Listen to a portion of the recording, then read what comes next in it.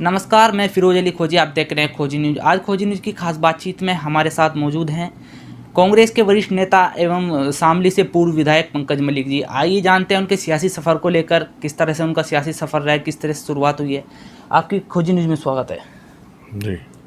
आपका। सियासत में आने की शुरुआत किस तरह हुई आपकी?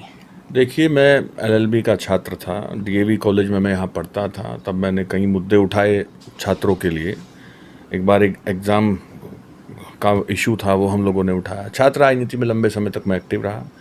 उसके बाद चूँकि राजनीतिक घराना है हम लोगों का, जनसेवा करना ही हमारी प्राथमिकता है, तो उसके माध्यम से मैं चुनाव लड़ा। बघरा विधानसभा का उपचुनाव था। उपचुनाव में अच्छा प्रदर्शन रहा। जनता ने मुझे चुना, लेकिन नतीजा मेरे फेवर में नहीं आया, दुर्भाग्य रहा। उसके बाद 2007 में चुनाव जिताया मुझे जनता ने, बघरा की कांग्रेस पार्टी के सिंबल पे। मैं राजनीतिक रूप से कांग्रेस पार्टी में मैंने जन्म लिया राजनीतिक रूप से, तब से कांग्रेस में ही हूँ। भिन्न भिन्न संगठन के भिन्न भिन्न पदों पे भी मैं रहा। और मेरे भाई शामली से विधायक रहा। मैं 4 चुनाव लड़ा हूँ, 2 बार जीता हूँ, 2 बार हारा हूँ। काम सिर्फ एक ही है कि जनता की समस्याओं का समाधान हो, और हम लोग सिर्फ मुद्दों की बात करते हैं, जनता के हितों की लड़ाई लड़ने का काम करते हैं। कांग्रेस में किन किन पदों पर आप आसीन रहे? भैया, ये तो आप जानते होंगे, मैं वाइस प्रेसिडेंट हूँ, और जो जिम्मेदारी आदरणीय प्रियंका जी ने दी है उसको निभा रहा हूँ। कांग्रेस के किन विभिन्न आंदोलनों में आप शामिल रहे हैं? आंदोलन कांग्रेस पार्टी जनता के लिए करती है, और हर जन आंदोलन में हम लोग साथ रहे हैं। चाहे यहाँ गन्ने का मामला हो, प्रदेश की बेटियों के साथ अत्याचार का मामला रहा हो, आदरणीय प्रियंका जी, आदरणीय राहुल जी ने अलग अलग समय पे मुद्दों को उठाने का काम किया है, जनहित की बात की है, महिलाओं के पुरुषों के हक और सम्मान के लिए लड़ाई लड़ने का काम किया। हर लड़ाई में हम लोग शामिल रहे हैं। आप युवा हैं राजनीति में, तो आज के युग में राजनीति में क्या नई क्रांति लाना चाहते हैं?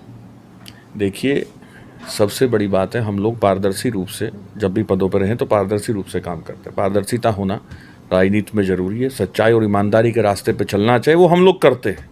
हम लोग जनता की आवाज़ बन करके सदन में लड़ते हैं, जब जब भी हम लोगों को सदन में पहुंचने का मौका मिलता है।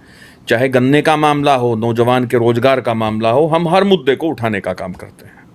राजनीति में रहते हुए एक ऐसा यादगार पल जिसमें आपने किसी व्यक्ति की मदद की हो और आपको उससे अच्छा फील होता हो। वैसे तो राजनीति में रहकर आप सेवा करते ही हैं, लगातार मदद करते हैं। ईश्वर की कृपा से मुझे लगभग 2004 से आज 16-17 साल हो गए। ऊपर वाले की बड़ी कृपा रही कि एक ना एक पल जीवन में, रोज मेरे जीवन में ऐसा आता है जब मैं किसी की मदद करता हूँ, ऊपर वाले का शुक्रिया अदा करता हूँ कि इस लायक हम लोगों को उन्होंने बनाया। हम लोग हमेशा ज़रूरतमंद आदमी के लिए काम करने का प्रयास करते हैं, उनकी मदद करते हैं। कांग्रेस में आपको क्या विशेषता नज़र आती है? आप काफ़ी समय से राजनीति कर रहे हैं कांग्रेस में रहकर। देखिए, जनता के मुद्दों को उठाने का काम हमारी पार्टी करती है, और ये अच्छी बात है। वो वास्तव में एक जनता का और राजनीति करने के लिए, सरकार बनाने के लिए, सरकार बना करके जनता के काम करने के लिए एक अच्छा दल साबित हो सकता है। और इसीलिए कांग्रेस पार्टी में हम लोग हैं, क्योंकि हम लोग जनता की बात करते हैं, हमारे नेता जनता की बात करते हैं। बीजेपी का आरोप रहता है कि कांग्रेस ने 70 वर्षों में क्या किया है, तो आप इस पर क्या कहना चाहेंगे? बीजेपी का तो आरोप है 70 वर्षों में, बीजेपी तो बहुत राग अलापती है, लेकिन सत्यता है कि 70 वर्षों में हमने वो किया है जिसके कारण आज वो बैठ करके बात कर पाते हैं। 70 वर्षों में कांग्रेस पार्टी ने इस देश को खड़ा करने का काम किया है, मजबूत बनाने का काम किया है, नींव को मजबूत करने का काम किया है। जातीय दंगों के नाम पे, धर्म के नाम पे हम लोग लड़ा करके राजनीति में सत्ता भोगने का काम कांग्रेस पार्टी नहीं करती। ये काम सिर्फ भाजपा करती है, और भाजपा को जनता ने अपने मनों से, दिल से निकाल दिया। बढ़ती महंगाई को लेकर आप क्या कहना चाहेंगे? आपको भी पता है, त्राही त्राही मची है।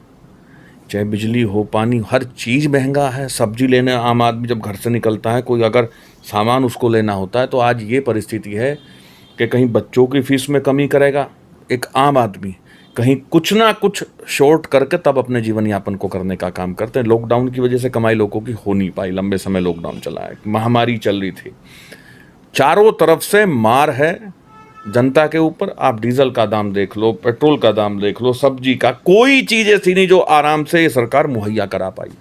बहुत दुखी हैं लोग। 2022 विधानसभा चुनाव नजदीक हैं, तो आप इस बार भी चुनाव लड़ेंगे? जनसेवा के नाम पे हम चुनाव लड़ेंगे। जनता के बीच में रहे हैं, जनता के बीच में रहेंगे और जनता के काम को, उनके हक की लड़ाई को लड़ने का काम हमने किया और हम करते रहेंगे। बहुत सारे आंदोलन मेरे भाई ऐसे रहे हैं जो गन्ने के भुगतान को लेकर के, बिजली के मामलों को लेकर के, जिसमें जनता की जीत हुई है। बहुत सारे आंदोलन ऐसे हुए हैं। क्या मुद्दे रहेंगे अब की बार, इस बार जो आप चुनाव लड़ रहे हैं?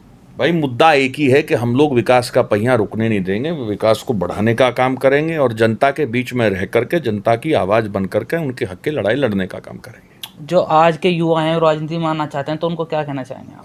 अच्छी बात है भैया, नौजवानों को आना चाहिए।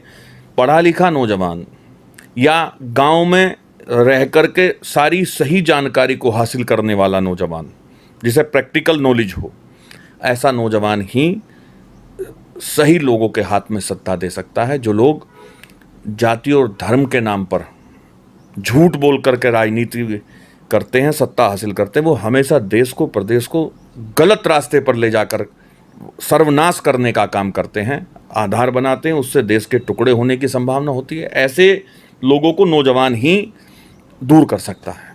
खोजी न्यूज़ से बातचीत करने के लिए आपका धन्यवाद। धन्यवाद भैया, धन्यवाद, थैंक यू।